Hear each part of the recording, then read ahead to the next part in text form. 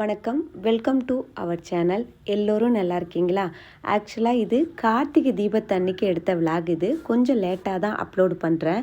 எங்கள் வீட்டில் கார்த்திகை தீபத்தன்னைக்கு பொங்கல், பொட்டுக்கடலை சட்னி, சாம்பார். எனக்கு ரொம்ப வெண்பொங்கல் பிடிக்கும். ஆனால் என்னோடய பிள்ளைங்களுக்கு வெண்பொங்கல் பிடிக்காது. இட்லி மாவுலாம் தீந்து போயிடுச்சு, வேறு வழி இல்லை அப்படிங்கிற பட்சத்தில் தான் நான் வெண்பொங்கலே செய்வேன். லஞ்சுக்கு சப்பாத்தி, சாதம், சாம்பார், கீரை கடையல் தான் செஞ்சுருந்தேன். லஞ்சுக்கே படைச்சிடலான்னு நினச்சேன். ஆனால் வீட்டு வேலையெல்லாம் முடிச்சுட்டு சமைக்கிறதுக்கு கொஞ்சம் லேட்டானதால் செய்ய முடியல. சுண்டல், ஆப்பம் இதெல்லாம் செய்யாமல் எப்படி படைக்கிறதுன்னு சொல்லிட்டு லஞ்சு சாப்பிட்டாச்சு. அதுக்கப்புறம் 3 மணிக்கு கொண்டக்கடலை ஊற வச்சுருந்தேன். அதையும் வேக வச்சு அதுக்கப்புறம் ஆப்பம் செஞ்சுட்டு ஈவினிங்காக தான் படைத்தேன். கார்த்திகை அப்பம் எங்கள் வீட்டில் எல்லாருக்குமே ரொம்ப பிடிக்கும். ஆனால் கார்த்திகை தீபத்தன்னைக்கு தான் செய்யணும்னு இல்லை, மற்ற நாளும் செய்யணும்னு நினைப்பேன். ஆனால் செய்ய முடியறதில்ல. இந்த மாதிரி நீங்கள் கார்த்திகை அப்பம் செஞ்சிங்கன்னா மறுநாள் வச்சுருந்து சாப்பிட்டாலும் சாஃப்டாகவே இருக்கும். 1 கப்பு பச்சரிசியை 2 முறை நல்லா வாஷ் பண்ணிவிட்டு 3 மணி நேரம் ஊற வச்சுக்கிங்க. இந்த ஆப்பம் செய்யறதுக்கு எல்லா வகை பச்சரிசிலையும் செய்யலாம். மாவு பச்சரிசி தான் வேணும்னு அவசியம் இல்லை. எந்த கப்பில் அரிசி எடுத்தோமோ அதே கப்பில் 1/4 கப்பு ரவா எடுத்துக்கோங்க. அதையும் ஊற வச்சுக்கோங்க. 3 மணி நேரத்துக்கு பிறகு ஊற வச்ச அரிசியிலேருந்து தண்ணியை வடிகட்டிட்டு மிக்சி ஜாரில் அரிசியை சேர்த்துக்கோங்க.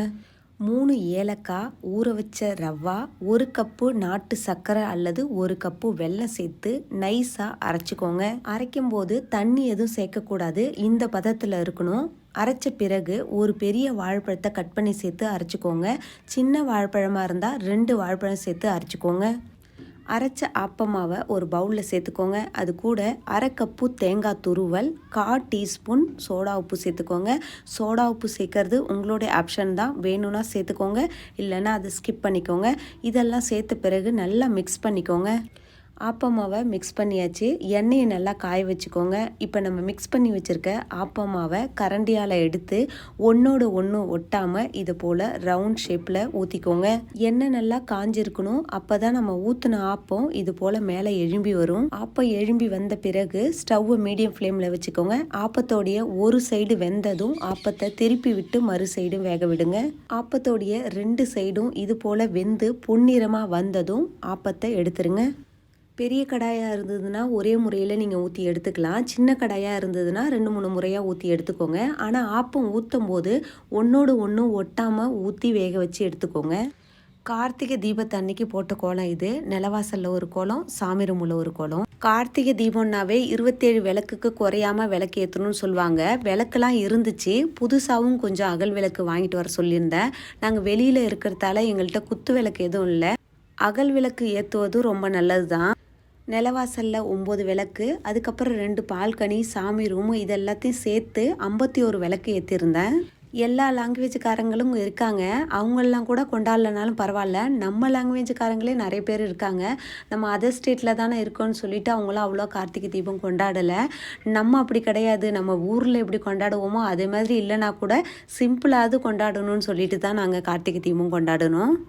கார்த்திகை தீபத்தன்னைக்கு நிறைய நினைவுகள்லாம் ஞாபகம் வரும். எங்கள் ஊர்லலாம் கார்த்திகை தீபத்தன்னைக்கு சொக்கப்பானை கொளுத்துவாங்க. நாங்கள் 1 வாரத்துக்கு முன்னாடியே இந்த பனம் பூவை வச்சு கார்த்திகை ராட்டனம்லாம் ரெடி பண்ணுவோம். ரொம்ப சந்தோஷமாக இருக்கும்.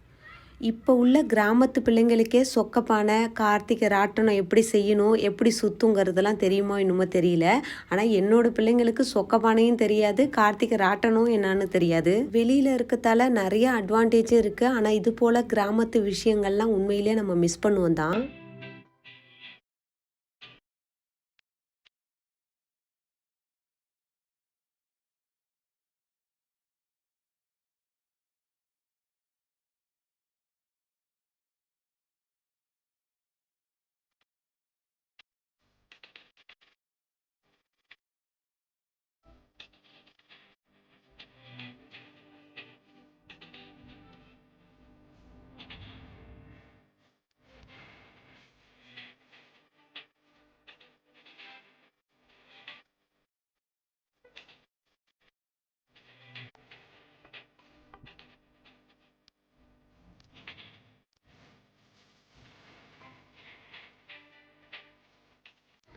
பேக்கிங் கோர்ஸ் முடிஞ்சிருச்சு. பேக்கிங் கோர்ஸு சர்டிஃபிகேட் கொடுக்கறதுக்காக மேம் எல்லாரையும் வர சொல்லியிருந்தாங்க. அப்போ எடுத்த வீடியோ தான் இது. கோர்ஸ் முடிஞ்சு ஒரு வாரம் கேப் இருந்துச்சு. அதுக்கப்புறம் சர்டிஃபிகேட் வாங்குறதுக்காக வர சொல்லியிருந்தாங்க.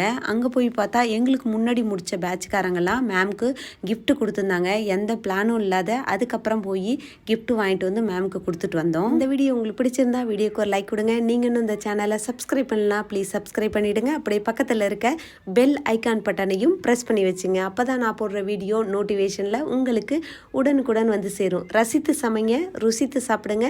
தேங்க்யூ ஃபார் வாட்சிங். நன்றி, வணக்கம்.